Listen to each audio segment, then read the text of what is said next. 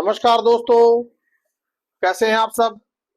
दोस्तों, आप सभी का स्वागत है समृद्धि लॉ एसोसिएट्स में। दोस्तों, समृद्धि लॉ एसोसिएट्स वैसे तो एक लॉ फर्म है। हमारी लॉ फर्म सभी तरह के लीगल केसेस हैंडल करती है दोस्तों, चाहे सिविल हो, क्रिमिनल हो, सर्विस मैटर्स हो, या फिर आर्मी मैटर्स हो, या मतलब किसी भी तरीके का मैटर हो दोस्तों। लगभग हमारी लॉ फर्म सभी तरीके के मैटर हैंडल करती है दोस्तों। अब दोस्तों, चाहे मामला डिस्ट्रिक्ट कोर्ट का हो, या ऑनरेबल हाई कोर्ट्स में हो, या माननीय सुप्रीम कोर्ट में, दोस्तों सब जगह दोस्तों हमारी प्रेजेंस है दोस्तों। तो दोस्तों, हमने ये सोचा कि क्यों ना एक ऐसा चैनल बनाया जाए जिसके द्वारा आप सभी की सेवा की जाए। दोस्तों, अक्सर का देखा जाता है कि कुछ लोग कानून की जानकारी के अभाव में लोग परेशान होते रहते हैं। उनके साथ कभी कभी कुछ गलत हो जाता है, या कोई अत्याचार हो जाता है, जुर्म हो जाता है दोस्तों। पुलिस भी उनके साथ सही व्यवहार नहीं करती। उनकी एफआईआर दर्ज करने के लिए उनको बार बार चक्कर लगवाए जाते हैं दोस्तों, उन्हें परेशान किया जाता है दोस्तों, लोगों को सही से न्याय नहीं मिल पाता। तो दोस्तों, हमारे इस चैनल का मतलब या मकसद ये है कि आप सभी को कानूनी नॉलेज देना, हर तरह के दोस्तों, चाहे वो सिविल में हो, चाहे वो क्रिमिनल में हो दोस्तों, चाहे वो एनडीपीएस में हो, चाहे वो पॉक्सो में हो, चाहे वो सर्विस मैटर्स में हो दोस्तों। मतलब लगभग हम कानून से जुड़े हर पहलू को टच करने की कोशिश करेंगे दोस्तों, और उनसे जुड़ी सारी जानकारी, कोर्ट का प्रोसेस क्या रहता है, कोर्ट की क्या कार्य प्रणाली रहती है दोस्तों, यदि कोई किसी के ऊपर एफआईआर दर्ज हो गई है या किसी की एफआईआर दर्ज नहीं हो रही, उसको न्याय कैसे मिले, कोर्ट में ट्रायल कैसे चलता है, किस तरीके से हम बेल के लिए आवेदन कर सकते हैं, या अपील कैसे लड़ सकते हैं, या अपील कैसे फाइल कर सकते हैं दोस्तों, पुलिस स्टेशन में हमारा व्यवहार कैसा होना चाहिए, तो वगैरह वगैरह कानूनी, चाहे वो सिविल हो चाहे क्रिमिनल हो, हर तरीके की जुड़ी जानकारी आप तक हम पहुंचाने की कोशिश करेंगे दोस्तों। दोस्तों, हमें आपका आशीर्वाद चाहिए, हमें आपका साथ चाहिए दोस्तों। और दोस्तों, आशा करता हूं कि हमारे द्वारा दी गई जानकारी आपके लिए फ्रूटफुल साबित होगी, और आप हमारी दी हुई जानकारी से फायदा उठा सकेंगे दोस्तों, और अपने लिए आवाज बुलंद कर सकेंगे दोस्तों। और दोस्तों, अब ज्यादा समय ना लेते हुए अब आज का वीडियो शुरू करते हैं दोस्तों। दोस्तों, आज का ये वीडियो, हमारा जो टॉपिक है, वो जो पहला टॉपिक है, कि अक्सर कर आपने देखा होगा कि कुछ लोग, किसी के साथ कई बार कोई दुर्घटना हो जाती है, या कोई गलत काम हो जाता है, या किसी के साथ कोई अत्याचार हो जाता है, या यूं कह लीजिए किसी के साथ मारपीट हो गई, या किसी के साथ दहेज का मामला चला गया, या किसी के साथ कोई चोरी चकारी, मतलब कोई भी क्रिमिनल मामला ऐसा हुआ, तो दोस्तों वो बंदा करता क्या है, पुलिस स्टेशन जाता है और एफआईआर दर्ज करवाने के लिए कई बार उसे चक्कर काटने पड़ते हैं। लेकिन ज्यादातर केसेस में ये देखा गया है कि पुलिस आमतौर पर जल्दी सुनती ही नहीं दोस्तों। जहां बात केस हाईलाइट हो जाने की होती है, कई बार केसेस मीडिया में चले जाते हैं, तो दोस्तों ऐसे में पुलिस बहुत जल्दी एक्शन ले लेती है, क्योंकि उनको पता है कि कोई देख रहा है। लेकिन दोस्तों, गरीब आदमी का क्या, उसको न्याय कैसे मिलेगा, उसको कानून की नॉलेज कहां से मिलेगी कि वो अपने लिए लड़ सके दोस्तों। तो होता क्या है कि अब वो दुर्घटना तो हो गई, उसके साथ अन्याय तो हो गया, अब वो एफआईआर दर्ज करवाने के लिए इधर उधर भटक रहा है, तो वो करेगा क्या। अब कुछ लोग करते हैं, हार थक के बैठ जाते हैं, और लेकिन कुछ लोग लड़ने का इरादा बना लेते हैं दोस्तों। लेकिन दोस्तों, मेरा यही कहना है कि आपको यदि ये लगे कि आपके साथ कुछ गलत हुआ है, कुछ आपके साथ अन्याय हुआ है, तो आप एंड तक लड़िए, जब तक आपको न्याय ना मिल जाए दोस्तों। क्योंकि हमारे देश की न्याय प्रणाली बहुत मजबूत है दोस्तों, और यूं कह लीजिए कि दुनिया में सबसे अच्छी है दोस्तों। अब दोस्तों, यदि किसी की एफआईआर नहीं दर्ज हो रही, पुलिस उसको परेशान कर रही है, तंग कर रही है, तो वो क्या करे।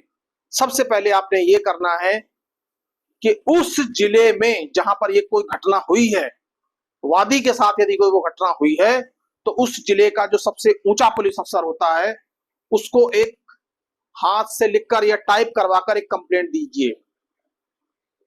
कंप्लेंट देकर और उस पे उसकी रिसीविंग लीजिए या उसके सबऑर्डिनेट स्टाफ की, या फिर उसको बाय पोस्ट भी भेज सकते हैं दोस्तों आजकल कुछ स्टेट्स में ऐसा भी हो गया है कि कंप्लेंट्स को हम ऑनलाइन भी भेज देते हैं। तो उसमें क्या होता है कि आपका एक यूआईडी जनरेट हो जाता है। वही यूआईडी जब तक आपकी कंप्लेंट का निपटारा नहीं हो जाता तब तक चलता रहता है तो दोस्त अपना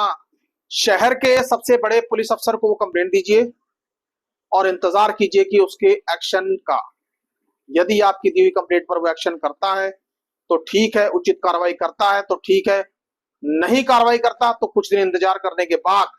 आप जिला न्यायालय में इलाका मजिस्ट्रेट के समक्ष क्रिमिनल कंप्लेंट भी फाइल कर सकते हैं दोस्तों शुद्ध भाषा में इसको हम इस्तगासा भी कहते हैं। दोस्तों पहले क्या हुआ करता था 2023 में, जुलाई 2023 से पहले इसको हम कहते थे सीआरपीसी की धारा 156/3, लेकिन दोस्तों अब ये बदल चुकी है। अब ये बदल चुकी है बीएनएसएस की धारा 175/3। अब दोस्तों प्रोसेस वही है, आपको कंप्लेंट की कॉपी और जो आपने जो अफसर को लिखी थी उसकी कॉपी भी नक्की करके आप इलाका मजिस्ट्रेट के समक्ष क्रिमिनल कंप्लेंट दायर कर सकते हैं दोस्तों आप अपने वकील को सब कुछ बताएंगे, उनको कहेंगे कि भाई ये घटना हुई, और आपके वकील साहब क्या करेंगे, उस सारी घटना का जिक्र पेटिशन में लिखेंगे, आपकी प्रार्थना पत्र में लिखेंगे और माननीय कोर्ट के समक्ष प्रस्तुत करेंगे अब दोस्तों माननीय कोर्ट को यदि ये लगेगा कि हाँ भाई आपकी एप्लीकेशन पर या आपके प्रार्थना पत्र पर संज्ञान लेना चाहिए, तो दोस्तों माननीय कोर्ट आपकी एप्लीकेशन के ऊपर पुलिस को जांच के आदेश भी दे सकती है, और सीधे सीधे यदि मामला गंभीर पाया जाता है तो एफआईआर दर्ज करने तक के निर्देश भी पारित कर सकती है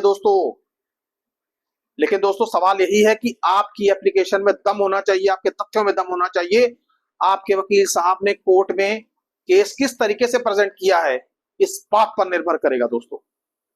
अब दोस्तों कई बार ऐसा भी होता है कि कोर्ट आपके दिए हुए तथ्यों से संतुष्ट नहीं होती और आपकी एप्लीकेशन निरस्त हो जाती है। तो दोस्तों घबराने की बात नहीं है, यदि आपकी एप्लीकेशन नीचे निरस्त हो गई है तो आपके लिए रास्ते बंद नहीं हुए हैं। आप चाहें तो माननीय हाई कोर्ट में भी आप एप्लीकेशन लगा सकते हैं अब यहां पर क्या होगा, पहले होता था धारा 482 सीआरपीसी के तहत, लेकिन अब जुलाई 2023 के बाद धारा 528 बीएनएसएस के तहत, यानी कि भारतीय न्यायिक सुरक्षा संहिता के तहत आप माननीय कोर्ट में रिट पिटीशन दाखिल कर सकते हैं और कोर्ट में एप्लीकेशन सबमिट करने से पहले आप अपने वकील साहब से ये सुनिश्चित कर लें कि सारे फैक्ट्स, सारे तथ्य आपकी पिटीशन में हैं कि नहीं है। दोस्तों सब कुछ डिपेंड करता है कि आपके साथ आपकी जो घटना है, आपकी घटना में जो आपने सबूत पेश किए हैं या साक्ष्य पेश किए हैं, क्या वो इस बात के लिए काफी है कि माननीय कोर्ट उसके ऊपर संज्ञान ले या सीधे सीधे एफआईआर दर्ज करने के आदेश दे दे। क्योंकि दोस्तों माननीय हाई कोर्ट के पास अनलिमिटेड पावर्स होती हैं। ऐसे केसेस में माननीय हाई कोर्ट क्या कर सकती है, सीधे सीधे एफआईआर दर्ज करने के भी आदेश दे सकती है। यदि माननीय हाई कोर्ट को यह लगे तो माननीय हाई कोर्ट आपकी एप्लीकेशन पर पुलिस को जांच के आदेश भी दे सकती है